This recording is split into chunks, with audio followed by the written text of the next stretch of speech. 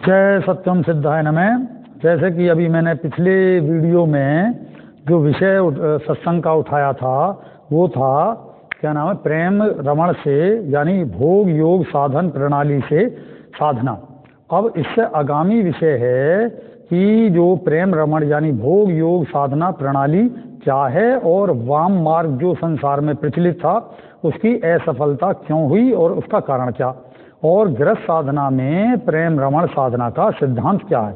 इस विषय में 87वें ग्रंथ में जो हम लिखा हुआ है, वर्णित है, उसमें सत्यई का जो सत्यनारायण भगवान और सत्यई का जो प्रसंग है वो प्रश्नात्मक उत्तरात्मक इस प्रकार से है, जिसे मैं यहाँ उल्लेखित करता हूँ। सत्यई पूछती हैं कि 87वें वर्णित भोग योग साधना प्रणाली ही प्राचीन समय में वाम मार्ग साधना अथवा मध्यकालीन युग में सहज साधना के नाम से प्रचलित रही है, लेकिन यह सभी ओर से विफलता को प्राप्त हो गई। इसका क्रमबद्ध कारण क्या है? इस विषय में महाप्रभु सत्यनारायण भगवान कहते हैं कि आपकी बात सत्य है कि 87वें वर्णित भोग योग यानी प्रेम रमण की संतुलित साधना ही सर्वश्रेष्ठ साधना है, जिसके अनेक प्रारूप नाम से समाज में प्रचलन रहा है, जैसे वाम मार्ग साधना, सहज साधना, ब्रह्मवादी साधना आदि। इसमें नंबर 1 विषय क्या है साधना का, जिसकी जो क्रमबद्ध मैं बताता हूँ वो है पति और पत्नी रूपी स्वेच्छित पवित्र चरित्र संबंध के अंतर्गत भोग योग का संतुलित साधना न करके स्वच्छंद संबंध बनाकर भोग योग साधना करनी, जिस कारण ये दोनों स्वच्छंद साधक में साधना का विषय केवल शारीरिक भोग संबंध तो बन जाता है, परंतु यहाँ साधना और ध्यान का विषय एक अदृश्य परमात्मा रूपी द्वैत शक्ति की प्राप्ति ही होता है। जिस प्रकार यानी जिस कारण इस प्रकार के भोग साधना में अपने विपरीत लिंग शक्ति का उपयोग मात्र अपनी आत्म वासना के शोधन हेतु किया जा रहा है, ना कि परस्पर प्रेम पाने के लिए किया जा रहा है, तथा साधना से पूर्व भी एक दूसरे की सहायता से अपनी अपनी वासना तृप्ति का विषय रहा है, तथा साधना के मध्य भोग समय में भी निवृत्ति का विषय रहता है, तथा साधना के उपरांत भी अपनी अपनी वासना निवृत्ति से आई एक दूसरे के प्रति विरोधात्मक वैराग्य भाव की वृद्धि से भोग के प्रति खिन्नता को एक अदृश्य परमात्मा में ध्यान लगाकर उस परमात्मा के स्थायी प्रेम प्राप्ति से संपूर्ण संतुष्टि प्राप्ति विषय होता है। अतः जैसा मन वैसा ज्ञान और वैसा ध्यान और वैसा ही धन। अतः परिणाम में इस प्रकार के भोग निवृत्ति से मन की एकाग्रता ईश्वर में होने से व ध्यान व समाधि की प्राप्ति होने से साधक किसी स्तर तक आत्म साक्षात्कार या कथित ईश्वर की प्राप्ति कर पाता है। अतः इस प्रकार के वाम मार्ग साधना प्रणाली में साधक की त्रिपाद स्थिति होती है, यानी 3 प्रकार की स्थिति होती है, जो कि इस प्रकार है। नंबर 1, अपनी भोग निवृत्ति हेतु ऐसा स्वच्छंद संबंध बनाने वाली विपरीत लिंग स्त्री या पुरुष शक्ति की प्राप्ति, जो केवल साधना हेतु भोग संबंध बनाए और अन्य दायित्व की पूर्ति अपने आप करे। जो संसारिक हैं, जो पारिवारिक हैं, वो दायित्व की पूर्ति अपने आप करे, केवल हम यहाँ साधनागत ही एक दूसरे का रमण रूपी सहयोग लेंगे। उसमें वे दोनों एक दूसरे के सहयोगी या सहभागी नहीं होंगे, तब ऐसा स्वच्छंद साधना सहयोगी अति अल्प संख्या में मिलेगा अथवा नहीं मिलेगा। अतः यहाँ विपरीत सहयोगी सही से न मिलने के कारण यह वाम मार्ग साधना समाप्त होती गई।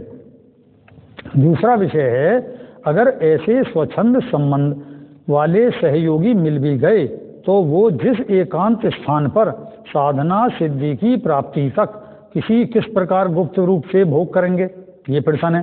क्योंकि अधिकतर समाज ऐसे संबंधों का कट्टरता से विरोधी करता रहता है और करना भी चाहिए।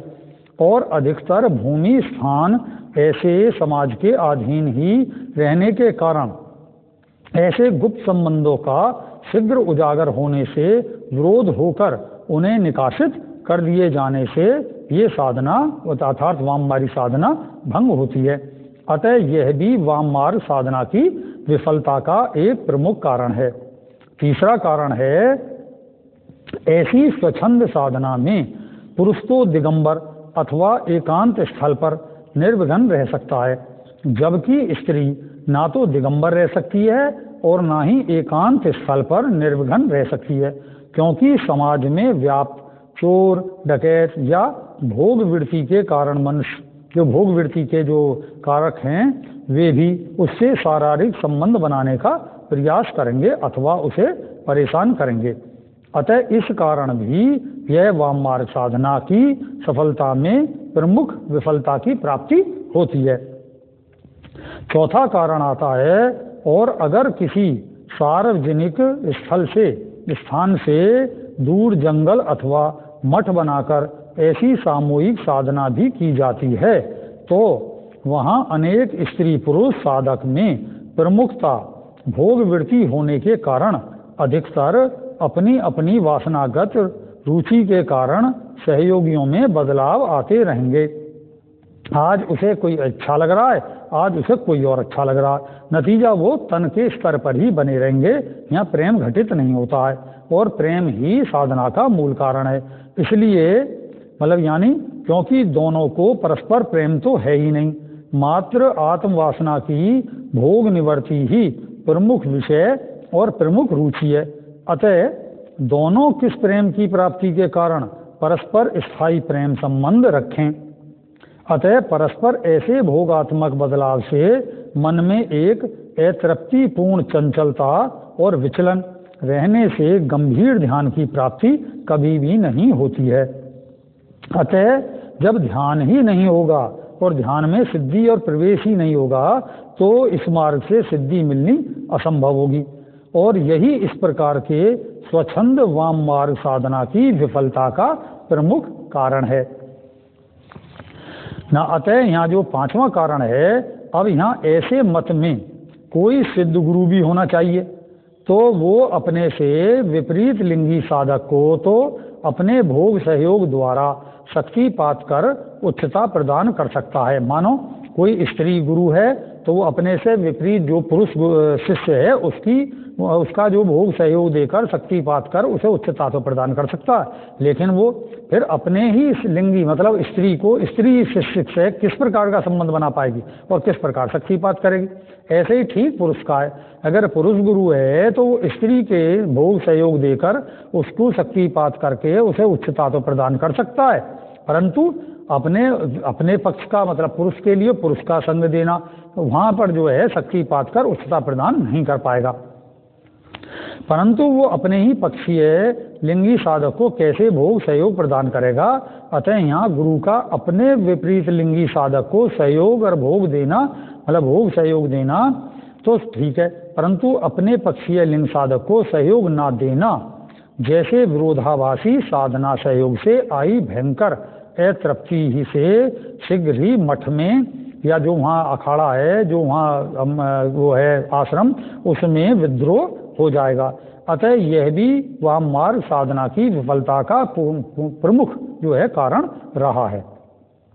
छठा कारण आता है, अगर आज पुरुष या स्त्री गुरु अपने मठ या आश्रम में गृहस्थ धर्म की स्त्री या किसी गृहस्थ पुरुष आदि किसी एक विपरीत पक्ष को वाम मार्ग के उच्चतर ज्ञान से प्रभावित कर साधना में व्यक्तिगत सहयोग देता है, तो पहले तो वो कितनी संख्या में विपरीत लिंगियों को अपना सकता है, यही भयंकर प्रश्न है। अर्थात एक व्यक्ति कितने अपने से विपरीत लिंगी पुरुष है तो स्त्री कितनी सारी स्त्रियां, और स्त्री है गुरु तो कितने सारे विपरीत पुरुष तो उनको कैसे जो है इतने सारे भोगात्मक संबंध बनाकर जो है शक्तिपात कर सकता है, यही भयंकर प्रश्न है। और अपने शक्तिपात के क्षय द्वारा घटित होने द्वारा जो उसकी क्षय हो जाएगी शक्ति, साधना की विफलता का। और तथा दूसरा प्रश्न है मतलब शक्तिपात 6, उसके ऐसे शक्तिपात करने से उसकी साधना 6 और विफल हो जाएगी। दूसरा प्रश्न है कि अगर कुछ संख्या में निश्चित भी कर दिए गए या कुछ संख्या में शिष्य निश्चित कर दिए जाएं तो भी गुरु एक शिष्य अनेक और अल्प, मतलब समय अल्प, मतलब शिष्य तो अनेक हैं और समय वहाँ पर बहुत कम है, तब एक ही दिन में प्रातः, दोपहर, सायं और रात्रि में केवल 4 से अधिक शिष्यों को भोग से योग करा सकता है। तब गुरु में तो चतुर्थ भोग पूर्ति से संतुष्टि मान भी लें कि चलो उसे 4 बार भोग पूर्ति वैसे ही असंभव है, लेकिन 4 बार भोग पूर्ति से संतुष्टि मान लें, परंतु विपरीत लिंगी में न भोग में संतुष्टि आएगी न ही योग की प्राप्ति में ध्यान व मन लगेगा, क्योंकि यह भी साधक में शारीरिक सौंदर्य आदि प्राथमिक भोग निवृत्ति विषय को लेकर परस्पर प्रतिद्वंद्वता बन जाती है कि कौन गुरु का अति प्रिय हो।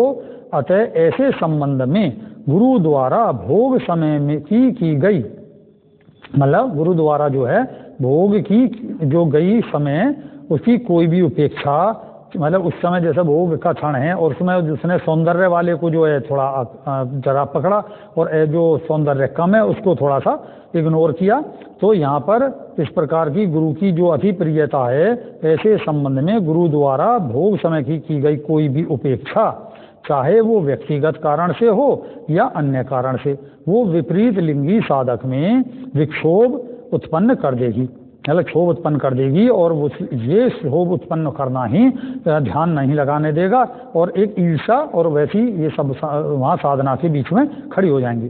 परिणाम स्वरूप साधनागत विफलता की ही यहाँ प्राप्ति होगी तथा कोई ना कोई विरोधी साधक बन जाने से भी यह वाम मार्ग साधना विफल हो जाती है। 7वां कारण आता है विफलता का, इस प्रकार के पूर्वत गुरु व विपरीत लिंगी गृहस्थी साधक में साधनागत संबंध के उपरांत उसके पति अथवा पत्नी से जो भोगात्मक संबंध होंगे उस संबंध में गुरु द्वारा प्राप्त शक्ति का दूसरे में विलय व क्षय हो जाएगा। अतः यह कहने का अर्थ है कि मान लो जो गृहस्थी पति या पत्नी है उससे जब गुरु संबंध बनाएगा तो गुरु की जो शक्ति है वो जो है उसका पति से जब संबंध बनाएगी, वो यहाँ से जाने के बाद अखाड़े से जो वाम मार्ग साधना के उपरांत, तो वो उसमें उपयोग कर देगी। नतीजा वो साधना कर नहीं रहा और जो गुरु की शक्ति शिष्य को दी गई है वो उस पति में या पत्नी में जाने के कारण, क्योंकि वो साधना नहीं कर रहा, तो जो गुरु की शक्ति उसमें विलय और क्षय हो जाएगी और उस पति से जो उसके भोग संस्कारों से पत्नी अथवा पति शिष्य के रूप में फिर गुरु के अंदर जो शक्ति आएगी, ऐसे ही संबंधों से गुरु की शक्ति अति क्षीण हो जाएगी और गुरु भी पथभ्रष्ट हो जाएगा। अतः साधक पुनः गुरु से भोग कर शक्ति कब तक प्राप्त करेगा और ऐसा बार बार कब तक जो है शिष्य जो है गुरु से भोग कर शक्ति प्राप्त करता रहेगा। और गुरु का इस प्रकार के अनेक गृहस्थी भक्तों के संपर्क से संपूर्ण शक्ति का क्षय व पतन होकर भयंकर रोग दोष से जीवन व आध्यात्मिक हानि होगी। अतः यह कारण भी वाम मार्ग साधना की प्रमुख विफलता है। 8वां विफलता वाम मार्ग की है, कारण जो बताया गया है, अगर गुरु स्वयं गृहस्थी है तब तो वह वाम मार्ग साधना का प्रश्न ही नहीं उठता, और क्योंकि उसके पास अपनी पत्नी है वो उसे उठाएगा। और अगर गुरु की सहयोगी विपरीत लिंगी शक्ति से प्रेम स्वच्छंद संबंध है तो वो दोनों किसी भी प्रकार से अपनी अपनी विपरीत लिंगी साधकों को भोगात्मक साधना सहयोग नहीं देंगे। न गुरु अपनी पत्नी को दे पाएगा और न शिष्य अपनी पति को दे पाएगा, या गुरु मतलब स्त्री है तो वो अपने पति को नहीं दे पाएगी, और जो शिष्य जो है अगर पुरुष है तो वो अपनी पत्नी को सहयोग नहीं दे पाएगा, क्योंकि वो संबंध उसे वहाँ काटने पड़ेंगे। क्योंकि उन दोनों के व्यक्तिगत प्रेम की प्रमुखता को परस्पर रखकर भोग योग साधना कर सिद्धि पाई है तथा शेष जीवन एकमात्र परस्पर आत्म प्रेम में स्थित रहते हैं। तब वो अन्य में अपना प्रेम ज्ञान से कृपा शक्ति से तो बांट सकते हैं, मतलब अगर उसे कृपा कर दी कि जाओ मैंने तुम्हें सदूर दूर से संकल्पित करके अपना शक्तिपात दे दिया, लेकिन अगर वो संपर्क रखेगा तो वहाँ ऐसा संभव नहीं होगा, परंतु भोग से नहीं बांट सकते हैं, भोग से ये नहीं संभव है। तब ऐसे गुरु से वाममार्गी साधक केवल अपने साधनागत बल से उत्थान कर जाए तो ही कुछ सफलता होगी, और ऐसे बिरले गुरु व बिरले साधक कहाँ प्राप्त होते हैं। ऐसे बिरले गुरु और बिरले साधक मुश्किल से ही प्राप्त होते हैं, और वो असंभव में से एक हैं सब। अतः यह भी वाममार्ग साधना की विफलता का प्रमुख कारण है। नवा कारण है वाममार्ग विफलता का साधना की का, तथा जो गुरु सिद्ध अवस्था प्राप्त कर चुका है उसका शारीरिक भोग समाप्त हो जाने के कारण वो मात्र प्रेमावस्था में स्थित है, क्योंकि वो प्रेम को उपलब्ध हो गया। अब उसका भोग संस्कार क्षीण हो चुका, लुप्त हो गया, मतलब वो प्रेम में कन्वर्ट हो गया, प्रेम में तब्दील हो गया, तभी उसे प्रेम की प्राप्ति हुई है। अतः उसका शारीरिक भोग क्षमता भी क्षीण हो जाती है, मतलब वो दृश्य देखेगा, विचार करेगा, लेकिन उसके शरीर पर किसी प्रकार की इंद्रिय जनित क्रिया नहीं होगी, कोई तनाव नहीं आएगा, इसलिए इसे यहाँ क्षीण बोला गया है। अतः वो अपने मन को पुनः भोग में चाहे साधना स्तर पर ही क्यों ना हो नहीं लगा पाएगा। अतः इस कारण वो साधकों को एक प्रत्यक्ष लक्ष्य बनाकर तो अपनी उन्नति दे सकता है, परंतु प्रत्यक्ष भोग सहयोग नहीं दे सकता है। ठीक यही ज्ञान सभी अन्य साधन प्रणाली से उच्चता को पहुँचे सिद्धों के विषय में धर्म इतिहास में आपको दिखाई देगा कि उनके कुछ ही शिष्य उन्नति कर पाए, बाकी आगे की शिष्य पीढ़ी तो अपने अपने मत की साधन प्रणाली को ढोती हुई चली आ रही है। अतः यह भी वाममार्ग साधना की विफलता का प्रमुख कारण है।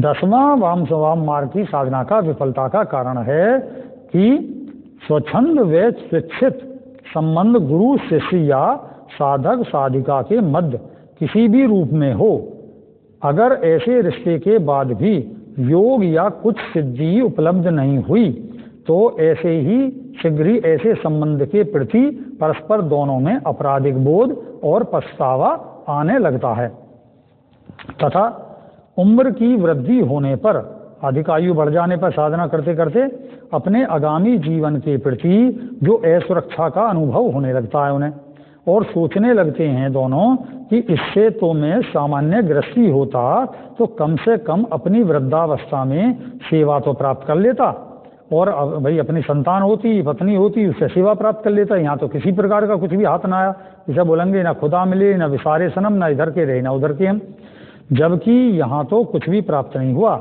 न प्रेम ना ही योग की प्राप्ति हुई। और जिन साधकों का मात्र ध्यान लगता है वह उन्हें ध्यान में जो अलौकिक दृश्य, प्रकृति, ज्योति आदि दिखाई देते हैं, परंतु प्रत्यक्ष में कुछ भी नहीं प्राप्त होता है, तो वे मतलब अर्थात वो भी कुछ समय ऐसे दृश्यों को देखते देखते उब जाते हैं और एक प्रकार की निराशा का अनुभव कर अपने एकांतिक जीवन के, मतलब ये जो वाममार्गी एकांतिक जीवन के प्रति उनका नैराश्य की भावना वो प्राप्ति हो जाती है, और अंत में सोचते हैं कि इतना तो मैं घर गृहस्थ के उपरांत भी पा लेता, तो कम से कम अपनी वृद्धावस्था में अपनी पत्नी या पति या संतान का प्रेम सहयोग को प्राप्त कर ऐसी ध्यान अवस्था से काम चलाता हुआ धीरे धीरे उन्नति कर जाता, मतलब धीरे धीरे उन्नति करता रहता, घर गृहस्थ भी बना रहता और सुखी रहता। अगर सिद्धि मिल जाती तो ठीक, अन्यथा आगामी जन्म में प्राप्त कर लेता कि भाई घर गृहस्थ भी करता, वहाँ पे अगर सिद्धि मिल जाती तो बहुत बढ़िया, नहीं तो फिर मैं अगले जन्म में कम से कम एक तृप्ति तो होती और अगले जन्म में इस सिद्धि को भी प्राप्त कर लेता। लेकिन अब तो अपने आगे की शिष्य परंपरा को एकमात्र स्वप्नीली दिव्य स्वप्ना साधना रूपी प्रपंच ज्ञान, मतलब झूठ का ज्ञान देकर ये जो है वहाँ झूठ की वाम मार्ग साधना का मतलब फैलाना शेष रह जाता है। अतः भविष्य अंधकार में देखकर यह वाम मार्गी साधना का इसी सोच में इति श्री अर्थात समापन होकर विफलता को प्राप्त हुई। 11वां जो है वाम मार्ग की असफलता का कारण है कि दो जगह भोग संबंध बनाने, अर्थात गुरु या साधक से और अपने दोहरे साथी जीवन साथी से भी, मतलब अपने जीवन साथी से भी और जो साधना जगत के साथी है उससे भी दोहरे शारीरिक व मानसिक स्थिरता या उदासीनता से साधना में ऊर्ध्व गति कभी भी नहीं प्राप्त होती है। और क्योंकि सर्वप्रथम तो समस्त शारीरिक संबंधों से ही भोग निवृत्ति हो जा रही है कि जो नॉर्मली जो संबंध बन रहे हैं पारिवारिक और बाहर, उससे जो उसकी भोग की निवृत्ति तो हो गई, तब इस प्रकार के संबंध के बनाने में शीघ्रता व समय का अनुपात ना होने से व्यक्तिगत उत्साह की क्षीणता गुरु में भी और साधक में भी, शक्तिपात की ग्रहणता और प्रधानता की स्वीकृति में स्थिरता आने से योग में उच्चता और योग में भोग मुक्ति में बाधा देती है। जैसे कि मानो आज रात्रि पति ने पत्नी से भोग किया, तब वो तो भोग उपरांत ध्यान कर लेगा या कर लेगी, तथा प्रातः या आगामी दिन जाकर अन्य साधक से जो उसका साधना में सहयोगी है उससे पुनः उसके कहने पर या उसकी भोग की मांग पर भोगात्मक सहयोग देने में अपनी पूर्व की गई भोग पूर्ति से मानसिक व शारीरिक स्थिरता पाएगा अथवा पाएगी। और यही अपूर्ण जो उत्साह के साथ भोगात्मक सहयोग न करने से अर्थात भोग निवृत्ति ना हो पाने से ध्यान में भी मन नहीं लगेगा, क्योंकि जब आपको भोग में ही संतुष्टि नहीं मिली तो ध्यान का विषय क्या था? भोग में संतुष्टि है तब ध्यान आगे बढ़ेगा। अतः साधना इसी प्रकार से विघ्न और बाधाओं को पाती हुई उच्चता को कभी प्राप्त नहीं हो पाएगी। अतः यह सब द्वैत संबंध कारण भी वाम मार्ग की विफलता के प्रमुख कारण हैं। 12वां जो कारण है वो अब भोग तो मन कर रहा है, मतलब भोग को तो मन कर रहा है, तब अगर भोग की निवृत्ति नहीं हुई, मतलब हम इंतजार कर रहे हैं क्योंकि अपनी पत्नी पास में है, तो अगर वो पत्नी सहयोगी देती है तो ये सबसे उत्तम है, यही साधना प्रणाली है 87 मिशन की।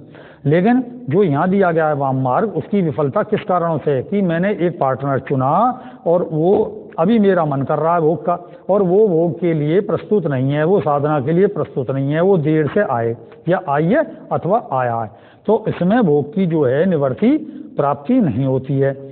और तब सहयोगी साधक आएगा तब होगी।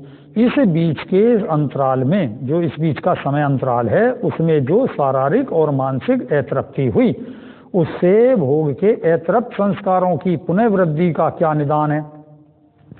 मतलब जो बीच में एक क्षोभ महसूस हुआ कि भाई अभी होनी चाहिए थी, ऐसा होना चाहिए था, मैं ऐसा करता, वो सब भोग के जो अतृप्त संस्कार हैं उनकी पुनर्वृद्धि का यहाँ कोई निदान नहीं है, अर्थात बिल्कुल भी नहीं है। अतः यहाँ मन की खिन्नता से ध्यान नहीं लगेगा।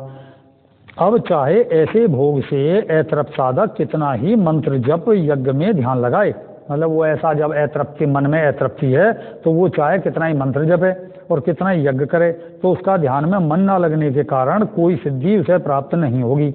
परंतु मूल में काम अतृप्त रहने से उसे ध्यान में भी विमुखता ही रखेगी। ऐसे अनेक बार की अतृप्तियां इस प्रकार के वाम मार्ग साधना को विफलता प्रदान करती हैं। अतः साधक को इस महाज्ञान को ज्ञान के से केवल सचरित्र जो 87वीं क्रिया योग ही करना चाहिए। अब यहाँ पर मैं 87वीं वर्णित महाज्ञान जो है प्रेम रमण से भोग योग, प्रेम रमण के भोग योग से सिद्धि की प्राप्ति, सफलता की प्राप्ति के कारण यहाँ मैं आपको बताता हूँ, जो निम्न प्रकार से हैं। नंबर 1, यहाँ स्वयं रूपी परमात्मा के 2 प्रेम स्वरूप स्त्री व पुरुष का स्वयं के प्रेम व आत्मबोध की स्वेच्छा से चुनाव कर प्रारंभ से अंत तक साधना करना प्रमुख सफलता का मुख्य कारण है।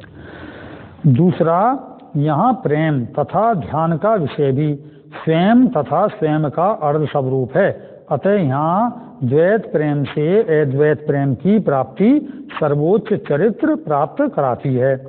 तीसरा क्या है? यहाँ ब्रह्मचर्य अवस्था में भी ध्यान का विषय व सहयोग अपनी माता पिता भाई बहन अथवा स्वयं में होने से कथित व व्यर्थ का ब्रह्मचर्यवाद सच्चे ब्रह्म के आचरण अर्थात आत्मा के सर्व आनंद और उसके समस्त कारणों का महाज्ञान पाना है। यही 87वीं के ब्रह्मचर्य आश्रम की सफलता है। ये यहाँ रेही क्रिया योग के विषय में बताया जा रहा है, जो मैं पीछे आपको 87वीं रेही क्रिया योग के विषय में बता दिया।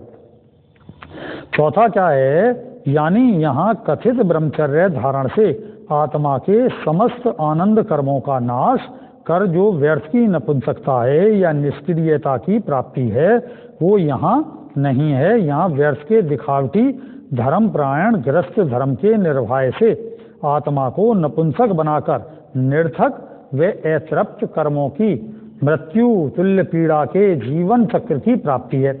87 के अनुसार सैकड़ीय ब्रह्मचर्य, मतलब जो सैकड़ीय ब्रह्मचर्य कहता है वो सैकड़ीय ग्रस्त के भोग योग के संतुलन निर्वाह से आत्म प्रेम की सर्वोच्चता स्वयं की प्राप्ति होती है। 5वां सफलता का कारण है, यहाँ ये सब रही का क्रिया योग बताया जा रहा, जो मैंने बताई कि आपस में पति पत्नी बैठो या भाई बहन बैठो या कोई भी एक पार्टनर बैठो, और अगर गृहस्थी है तो यहाँ पति पत्नी का विषय है। ये दोनों को परस्पर बैठकर किस प्रकार ध्यान करना चाहिए, उसकी 5वीं अवस्था और उससे लाभ क्या है। यहाँ एक पति पत्नी स्वेच्छित मतलब स्वरूपी जो स्वेच्छित प्रेम प्राप्ति और समाज की स्वयं की प्रेम इकाई गृहस्थ जीवन जिसे बोलते हैं उसका उच्चतर और सार्वभौमिक आदर्श है। गृहस्थ जो है भारतीय संस्कृति में एक उच्चतर और सार्वभौमिक आदर्श है माना गया है, और इसी गृहस्थ आश्रम में स्त्री पुरुष रूपी पति पत्नी पूर्ण व प्रत्यक्ष आत्मा में यानी मैं का अपनी समस्त आनंद प्राप्ति की प्रत्यक्ष क्रियात्मक पक्षों का प्रत्यक्ष जागरण यानी 16 कला की प्रत्यक्ष प्राप्ति होती है। गृहस्थ आश्रम में बहिर व अंतर रमण जो मैंने पूर्व बताया है कि बाहरी तौर पर ध्यान करना, एक दूसरे के आमने सामने बैठकर जो है ध्यान करना रही क्रिया योग से, और फिर जब मन की आंखों से एक दूसरे में रमण करेंगे तो ये दोनों मिलाकर अंतर और बहिर्रमण द्वारा मनुष्य अष्ट विकारों का अष्ट सुकारों में बदलकर संतुलित स्वरूप प्रेम पूर्णिमा के रूप में एक दूसरे की अद्वैत रूप में प्राप्ति करता है। मतलब दोनों जो स्त्री पुरुष के रूप में आधे आधे हैं वो दोनों पूर्ण होकर प्रेम पूर्णिमा की प्राप्ति होती है। यही 87वीं साधना की सफलता है। ये आध्यात्मिक शब्द हैं, इसका थोड़ा पुनः उच्चारण और पुनः श्रवण करना चाहिए, सुनना चाहिए, तब ये चीजें समझ में आती हैं।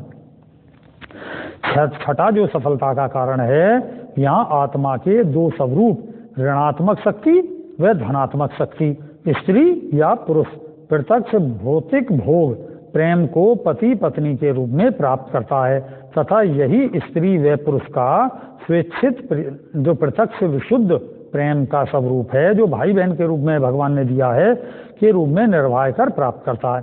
आप दोनों भाई बहन हैं तो भी बैठकर ध्यान कर सकते हैं, क्योंकि वहाँ प्रारंभिक जो विशुद्ध प्रेम से भगवान के द्वारा प्राप्त है, मतलब आत्मा के द्वारा प्राप्त। यही गृहस्थ आश्रम में के रूप में 87वीं की सफलता है। 7वां कारण सफलता का है, यहाँ आत्म प्रेम के एकल स्वरूप पति पत्नी रूपी सर्वोच्च प्रेमिका और प्रेमी अथकी स्वरूप की प्राप्ति है। क्योंकि हमें जो समाज विवाह का कारण देता है या हम आपस में चुनते हैं तो वो सबसे पहले प्रेमी और प्रेमिका आवरण होता है, बाद में हम पति पत्नी बनते हैं। पति पत्नी एक दायित्व है जैसे एक पदाधिकारी, लेकिन हमारा जो प्रारंभ होता है वो प्रेमी और प्रेमिका के रूप में होता है। जब हमारा प्रेम और प्रेमिका का रूप जो है समाप्त हो जाता है और हम अधिकार के रूप में पति पत्नी का एक दूसरे पर थोपने लगते हैं, तब विवाद प्रारंभ हो जाते हैं कि मैं पति हूँ, मुझे ऐसा करना चाहिए तुम्हें, और मैं पत्नी हूँ तो तुम्हें ऐसा करना चाहिए।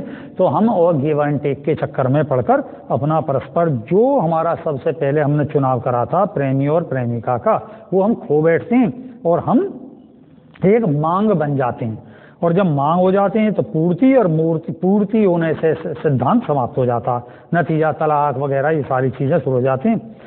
तब समस्त स्त्री पुरुष रूपी अनंत स्वरूप जो भाई और बहन स्वयं बन जाते हैं, जो कि जैसे ब्रह्म कुमारी और ये विषय है कि भाई हम जो है किस प्रकार जो है प्रारंभ में ही ग्रस्त करे बगैर भाई बहन बन जाए, तो ये रिश्ता यहाँ पर अपने आप हो जाता है। जब हमारे भोग संस्कारों की निवृत्ति हो जाएगी, स्वयं हमें सक्रिय ब्रह्मचर्य के उपरांत जो रियल ब्रह्मचर्य की उपलब्धि हो जाएगी, तो स्वयं हम जो भाई बहन के व्यवहार में आ जाएंगे। लेकिन ये भाई बहन शब्द बहुत गलत है। भाई बहन जो शब्द है वो प्राकृतिक है, जिसमें कभी भी कोई रिश्ता रहा ही ना हो, और जिस रिश्ते में रहा हो वो संबंध अपने अंदर से मिटाना असंभव में से एक है। तो नतीजा क्या है, अतः व्यर्थ का कथित भाई बहन रूपी संबंधों का निर्वाह निर्थक नहीं ढोया जाता। यही सत्यास्मी की प्रमुख सफलता है। 8वां सफलता का कारक है, यहाँ सर्व आत्मदायित्वों की स्वेच्छा से परिपूर्णता कर लें। जो स्त्री व पुरुष का वानप्रस्थ है, उस अवस्था में प्रत्येक स्त्री व पुरुष स्वेच्छित आत्मगुरु की पदवी पर स्वयं प्रतिष्ठित होता है, ना कि अन्य मनुष्यों के ऊपर अज्ञान प्रभाव के कारण कथित जो चल रही गुरु परंपराओं से प्रतिष्ठित होकर शासन करता है। अतः सत्यास्मी की सच्ची गुरु परंपरा ही वानप्रस्थ आश्रम की प्रतिष्ठित सफलता का प्रभाव कारण है। यहाँ जो उसने ब्रह्मचर्य अवस्था में पाया अर्थात सेक्रिय ज्ञान पाया और उस सेक्रिय ज्ञान का गृहस्थ में उपयोग किया, तो ज्ञान और मतलब थ्योरी और प्रैक्टिकल प्राप्त करने के बाद अपनी संतान को सिखाता है और अपने जो उसके पास उस मांग के लिए आते हैं उनको सिखाता है। तो ये ही है असली वानप्रस्थ अवस्था। फिर वो इस अवस्था जो वानप्रस्थ है यही सच्ची अवस्था है। ये नहीं कि हम अनावश्यक गुरु बन के और जनसाधारण में अपना शासन करें, क्या अधिक से अधिक शिष्य बनाएं, कैसे बनाएं। 9वां जो है यहाँ पर सफलता का कारण है कि गृहस्थ आश्रम रूपी एक स्त्री व एक पुरुष रूपी प्रेम आत्मा की प्राप्ति कर स्वयं में प्रेम स्वरूप स्थित होकर सत्य और आदर्शवादी जीवन का सदा मतलब जो है सच्चा सदचरित्र आगामी मनुष्य समाज को प्रदान करना ही प्रत्येक स्त्री व प्रत्येक पुरुष द्वारा अपनाया गया सच्चा संन्यास है। और यही सन्यासी रूपी स्त्री व सन्यासी रूपी पुरुष रूपी आत्मा बिना बहिर्व्यर्थ के आडंबरों को धारण कर सन्यास के सच्चे अर्थ को जीता है। यही सत्यास्मी की सफलता का प्रमुख कारण है। यहाँ ये कहा गया है कि जब हम जो वो है क्या करते हैं आपका जो गृहस्थ आश्रम से पहले ब्रह्मचर्य आश्रम है जिसे शिक्षा काल बोलते हैं, उस शिक्षा काल में थ्योरिकल गुरु जी से सुना और शक्तिपात से अपनी ऊर्ध्व कुंडली करी। फिर इसके बाद गृहस्थ में उसका परस्पर जो सामाजिक चुनाव और हमारा व्यक्तिगत चुनाव है उसके अनुसार हमने साधना करी। तो थ्योरी और प्रैक्टिकल दोनों एक होने के बाद हमने अपनी संतान को अपने आसपास आने वाले लोगों को जिज्ञासुओं को वो विद्या प्रदान करी। तो ये तो वानप्रस्थ का जो गुरु पक्ष है वो हो गया। और फिर सन्यास कैसे, अर्थात अब मैं केवल ना दूंगा और ना लूंगा, मतलब ना मैं देने में विश्वास करता हूँ और ना लेने में विश्वास करता हूँ। से न्यास, अपना जो न्यास है माने भाई अपना न्यास करना, यही सन्यास है। ना कि मैं व्यर्थ में घूमता फिर जाऊं और तरह तरह के आडंबर तरह तरह के कंठी माले लटकाकर मैं सन्यासी के रूप में व्यर्थ का जीवन बिताता हुआ घूमूं। तो इसलिए यहाँ सन्यास का अर्थ है कि जब मैं इन सब से परे होकर केवल अपने ही घर परिवार में रह रहा हूँ लेकिन मेरा किसी से कोई संबंध नहीं है, ना लेने में ना मैं देने में, तो मैं रियल सन्यासी कहलाता हूँ। 10वां सफलता का सत्यासी मिशन की जो ये गृहस्थ और रेही क्रिया योग के माध्यम से सफलता आती है उसमें 10वां विषय है अंत में मैं यहाँ दोनों के लिए उपयोग किया गया कि स्वयं की स्वेच्छा से समस्त आत्म कर्म जो आत्म आनंद कर्म हैं को करता हुआ स्वयं को पुनः स्वेच्छता से अपनी अमरता रूपी स्थायी आनंद की पुनरावृत्ति करने के लिए मृत्यु रूपी आत्म परिवर्तन को स्वीकार करता हूँ। यही मृत्यु रूपी मेरा मैं से मैं में प्रेमालय है और पुनः इसी मृत्यु रूपी स्वेच्छित प्रेम लय से एको बहुश्याम अर्थात अद्वैत से द्वैत हो जाऊं का पुनर्जागरण करता है। यही स्वेच्छित आत्म प्रेम का अवतरण है। प्रत्येक मनुष्य का यही अखंड आत्म आनंद रूपी परमात्मा जीवन चक्र का महाज्ञान आत्म साक्षात्कार यानी अहम सत्यास्मी की सर्वोच्च सफलता है। कहने का अर्थ है जब मैंने संन्यास अर्थात अपने से का जो मैं हूँ उसका न्यास विस्तार कर लिया तो मैं जो है अपने मैं में ही सिमट गया। सिमटने का कारण है प्रेम और बाहर निकलने का कारण भी प्रेम है। तब मैं जो है प्रेम के लय के कारण जो मृत्यु रूपी आत्मा का परिवर्तन है उसको स्वीकार लेता हूँ। मृत्यु मुझे फिर विषय नहीं लगेगी, मृत्यु केवल एक परिवर्तन के रूप में ही मेरे सामने होगी। जैसे मैं यहाँ से उठकर कहीं चला जाऊँ या अपने ध्यान में बैठ जाऊँ, इससे ज़्यादा कुछ नहीं होती योगी के लिए मृत्यु। तब उस प्रेम लय में वो जितने समय तक रहना चाहे रहेगा।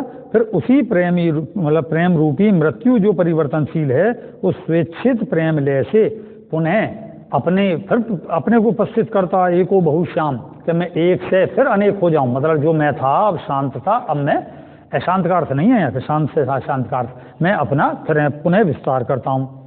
अतः मैं जो पहले अद्वैत हो गया था, जो मेरा पत्नी और या मेरा पति था, उसको मैंने एकाकार अपने में करा, उसने अपने में करा। तो मैं जो द्वैत से अद्वैत हो गया था, अब अद्वैत से पुनः द्वैत हो जाऊं का पुनर्जागरण करता है। और अपना ही अवतार, मतलब अपने से पुनः प्रकट होने के कारण वो अवतार कहलाता है। अवतार कोई अवतरण अर्थ है नीचे आना, मतलब अपने से, जैसे मेरी एक सर्वोच्च स्थिति होगी, मैं मूलाधार से सहस्त्रार में चला गया और सहस्त्रार से पुनः में प्रकट हुआ, तो ये अवतार है, अवतरण पक्ष है। और आत्मा जो है वो एक स्थिति है, जैसे मैं ही बच्चा था और मैं, तो बच्चे की स्थिति क्या हुई, आत्मा की। और जब आत्मा ने जो आपकी सर्वोच्च उच्चतम अवस्था है, जो मनुष्य बन जाते हो, सर्वगुण संपन्न बन जाते हो, तो आत्मा की परावस्था उस रूप में परमात्मा कहलाती है। यूँ योगी अपने को परमात्मा कहते हैं। यही ज्ञान हो जाने पर जब वो योगी बोलता है अहम सत्यास्मि, अर्थात मैं ही शाश्वत सत्य हूँ। इस प्रकार के जो ये मैंने जो अभी यहाँ बताया है कि संसार में जो प्रचलित वाम मार्ग है उसमें क्या है सफलता है, और ग्रस्त रूपी जो है, मतलब जो हम प्रेम के रूप में एक दूसरे को स्वीकार कर साधनागत बनाते हैं, उसमें शरीर से ऊपर उठकर हम प्रेम की साधना में लीन होते हैं, तब हमें सच्ची साधना की प्राप्ति होती है। ये इससे आगामी विषय जो मैंने कई बार बता चुका हूँ, रेही क्रिया योग को पढ़ें, जानें और वीडियोस को देखें, तब ये गहन विषय समझ में आएगा। और आध्यात्मिक भाषा को पुनः उच्चारित मतलब सुना जाता है तब ये समझ में आता है, नहीं तो सादा भाषा में बोलने पर ये अकल्याण को प्राप्त होता है, अर्थ का अनर्थ हो जाता है। इसलिए भक्तों रेही क्रिया योग करें और इसको ध्यान से पढ़ें, और इसलिए अरुचि कर लोगते हुए, जैसे तुम्हें रुचि करने लगेगा भाई स्वामी जी क्या बोल रहे हैं, लेकिन जब पढ़ोगे और साधना करोगे तो ये सब समझ में आएगा। इसी के साथ आपको आशीर्वाद देते हुए जय सत्योम सिद्धाय नमः। सत्योम शरणम शांति तारक नाम सभी समय, बोलो सत्योम सिद्धाय नमः।